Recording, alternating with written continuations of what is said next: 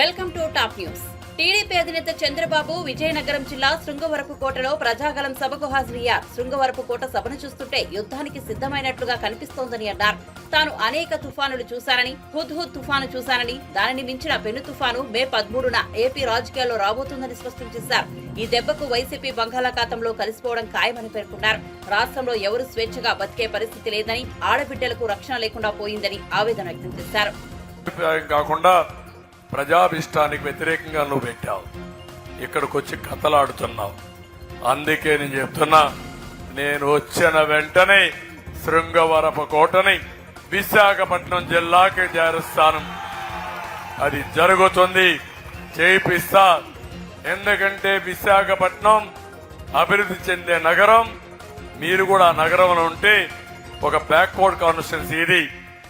దీన్ని విశాఖపట్నంతో సమానంగా అభివృద్ధి చేసే బాధ్యత మాదని మీ అందరికీ హామీ ఇస్తున్నా. ఒకప్పుడు హైదరాబాద్ ఉండేది, రంగారెడ్డి జిల్లా ఉండేది. హైదరాబాద్ చుట్టూరు రంగారెడ్డి జిల్లా. నేను అభివృద్ధి చేశాను. హైదరాబాద్ కాకుండా హైదరాబాద్ అంతా అభివృద్ధి అయిపోయింది కాబట్టి చుట్టుపక్కలంతా అభివృద్ధి అయ్యింది. హైదరాబాద్ కంటే మిన్నగా రంగారెడ్డి జిల్లా అభివృద్ధి అయ్యింది. రేపు విశాఖపట్నాన్ని తలదన్నే విధంగా శృంగవరపుకోట అభివృద్ధి అవుతుంది తమ్ముళ్ళు. అది నా ఆలోచన. దానికి కారణం ఇక్కడ నీళ్లున్నాయి, ఇక్కడ మనుషులున్న నీళ్లు లేవు. భూమి ఉంది, నీళ్లు నేను తెస్తా, నీళ్లు నేను ఇస్తా. నీళ్లు వచ్చి భూమి ఉపయోగించుకుని ఇక్కడ పెట్టుబడులు వస్తే, ఇండస్ట్రీస్ వస్తే, ఇక్కడ ఒక రోడ్డు ఉంది.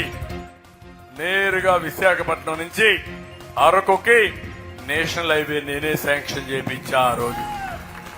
ఆ రోడ్డు కరెక్ట్ గా వచ్చి దాన్ని కూడా పుణ్యం కట్టుకున్నారు. అది వస్తే ఆ సైడ్ ఈ సైడ్ ఇండస్ట్రీస్ వచ్చి అరకుని ఒక టూరిజం హబ్ గా తయారు చేసి మీ పిల్లలకు ఉద్యోగాలు వస్తాయి. మీరు ఎక్కడికి పోవక్కర్లేదు. ఇది నా బాధ్యత, తప్పకుండా చేస్తానని చెప్పి మీ అందరికీ హామీ ఇస్తున్నా. ఇది కాకుండా ఇంకా జామీలో ఒక జూనియర్ కాలేజ్ కానీ, కొత్త వలసలో ఒక డిగ్రీ కాలేజ్ కావాలన్నారు. తప్పకుండా ఏర్పాటు చేస్తాం. ఎస్కోటలో పుణ్యగిరి క్షేత్రాన్ని అభివృద్ధి చేయాలని చేస్తాం. భీమ్ సింగ్ షుగర్ ఫ్యాక్టరీ కూడా మళ్ళా ఏం చేయాలో మనం ఆలోచించి, దాన్ని కూడా మోసం చేశారు. మళ్ళా దాన్ని ఏ విధంగా పునరుద్ధరించాలో చేస్తామని చెప్పి కూడా నేను మీకు తెలియజేస్తున్నా. ఈ రోజు మీరు ఒకసారి చూస్తే వైఎస్ఆర్ కాంగ్రెస్ పార్టీ నుంచి వలసలు ప్రారంభమైనాయి. ఆ పార్టీని ఎవ్వడూ నమ్మడం లేదు. ఎమ్మెల్యేలందరూ పారిపోతున్నారు, ఎంపీలు పారిపోతున్నారు, ఎమ్మెల్సీలు పదవులు వదులుకొని బయట వస్తున్నారు.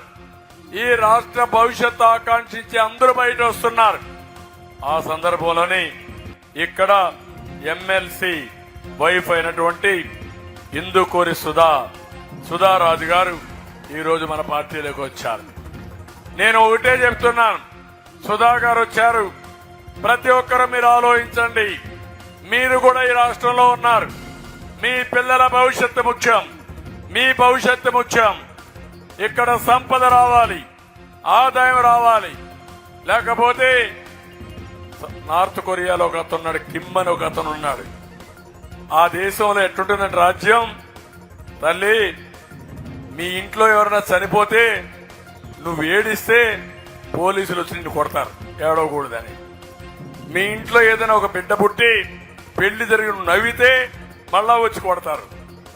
అంటే ఎవడో నవ్వకూడదు, ఎవడో ఏడవకూడదు. వాళ్ళ తాత ఇక్కడుండే సైకో. అందుకే మనలందరినీ అదే చేస్తున్నాడు. నాటకాలు ఆడతాడు, తప్పుడు కేసులు పెడతాడు, మన ఆస్తులు లాగేసుకుంటాడు.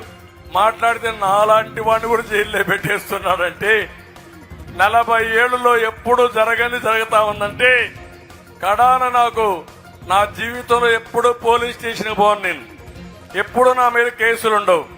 అలాంటి నా మీద ఒక కేసు ఉంది. ఏ కేసు అంటే మహారాష్ట్ర గవర్నమెంట్ అక్కడ అక్రమంగా ఒక ప్రాజెక్టు కడితే బాబ్లీ అని నిరసనకు పోయాం ఎమ్మెల్యేస్తో.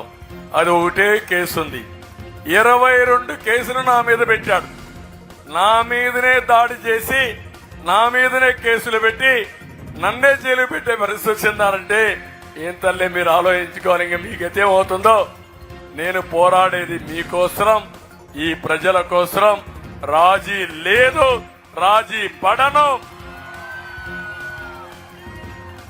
సమస్య లేదు. 45 ఏళ్లుగా మీరు నన్ను గౌరవించారు, ఆదరించారు, మీ గుండెల్లో పెట్టుకున్నారు. తెలుగు జాతిలో పుట్టిన ఎవరికి ఇంత గౌరవం దక్కలేదు. ఆ గౌరవం నాకు దక్కింది. అది నా బాధ్యత.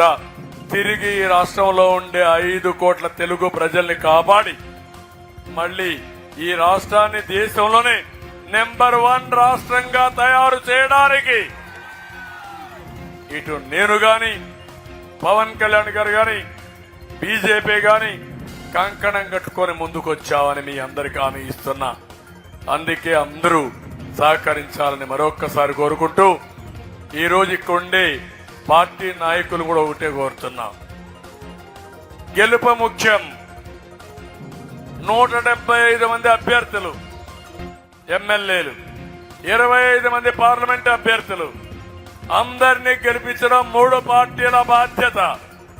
ఇక్కడ తెలుగుదేశం పార్టీ ఉన్నారు, ఎమ్మెల్యేగా, ఎంపీగా ఇద్దరు కలిసి ఇక్కడ తెలుగుదేశం పార్టీని 3 పార్టీలు కలిసి అఖండ మెజార్టీతో గెలిపించవలసిందిగా మిమ్మల్ని అందరినీ కోరుకుంటున్నా. మీరు ఆ పని చేయండి. 3 పార్టీల నాయకుల్ని, కార్యకర్తల్ని గౌరవించే బాధ్యత నాది. ఈరోజు మీకు హామీ ఇస్తున్నా. ఎందుకంటే రాజకీయాల్లో ఉండే మనం ఆలోచించేది గౌరవం కావాలనుకుంటాం, రాష్ట్రం బాగుండాలనుకుంటాం, సేవ చేసేటప్పుడు, సేవా కార్యక్రమాలు చేసేటప్పుడు మా పాత్ర కూడా ఉండాలని కోరుకుంటాం. ఆ పాత్ర ఇవ్వడానికి నేను సిద్ధంగా ఉన్నా. కేంద్రంలో కూడా బీజేపీ గవర్నమెంట్, ఎన్డీఏ గవర్నమెంట్ వస్తుంది, ఈ రాష్ట్రంలో వస్తుంది. ఇక్కడ మీరందరూ కలిసి పనిచేస్తే పక్కన నెల్లిమర్ల అక్కడ గాజు గ్లాస్ ఎమ్మెల్యేగా పోటీ చేస్తారు. అక్కడ వీళ్లు సపోర్ట్ చేసే పరిస్థితి రావాలి. ఆ పక్కన అనకాపల్లి పోతే కమలం బీజేపీ ఎంపీగా పోటీ చేస్తారు. అక్కడ గెలిపించే పరిస్థితి రావాలి. 3 పార్టీల అభ్యర్థులు, ఎన్డీఏ అభ్యర్థులు, మనందరి బాధ్యత. 3 పార్టీల నాయకులు ఏమాత్రం కూడా ఎగోకు పోకుండా, ఒకరు ఎక్కువ ఒకరు తక్కువ అనే భావన లేకుండా అందరినీ కలుపుకొని క్షేత్రస్థాయిలో ప్రతి ఒక్క ఓటు కూడా గెలుపుకు నాంది పలకాలి. అది ఏపించవలసిందిగా మిమ్మల్ని అందరినీ కోరుతున్నా. ఇక్కడుండే ప్రజానీకాన్ని కూడా కోరుతున్నా. ఈ రోజు మీరేసే ఓటు మీ భవిష్యత్తుకు వేసే ఓటు. ఫస్ట్ టైం ఓటేసే వాళ్ళందరి పిల్లలకు ఒకటే విజ్ఞప్తి చేస్తున్నా. మీరు కూడా ఆలోచించండి, మీ భవిష్యత్తుకు ఓటేయండి. ఓటు అనేది ఒక వజ్రాయుధం. ఈ దుర్మార్గుల్ని ఓసారి మీరు భయపడతా ఉంటారు. వస్తే మా రేషన్ కార్డు తీసేస్తాడు, లేదంటే పెన్షన్ తీసేస్తాడు, కేసులు పెడతారని భయం ఉంటుంది. ఇప్పుడు ఏమీ చేయలేడు. వడ్డీతో సహా ఇచ్చే బాధ్యత నాది. ధైర్యంగా ముందుకు రండి. ఓపెన్ గా చెప్పండి, మేము వేసేది ఎన్డీఏకే వేస్తాం, కూటమికే ఓటేస్తాం, మా భవిష్యత్తుకు ఓటేస్తామని గట్టిగా చెప్పి మీరందరూ సమిష్టిగా ముందుకు పోవాల్సిందిగా మరొక్కసారి కోరుకుంటూ